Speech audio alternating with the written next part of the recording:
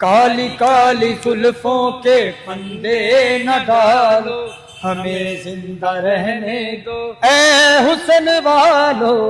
हो देंदे गली गली रो रो दुहाइयां, होए हो जाने जिन्ने किसे नाल लाइयां, लगियां दे दुख वखरे मैनू सोचां दियां, दे गया सुगाता सुख माही नाल ले गया।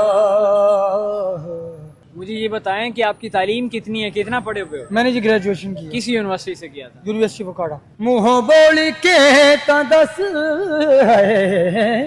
बोल के ता दस तू की लेन आई है। और रिक्शा जो है मैंने जॉब्स के लिए अप्लाई किया था लेकिन मुझे जॉब नहीं मिली, तो मुझे रिक्शा चलाना पड़ रहा था। हंसे खोलन तेरियां यादां ने।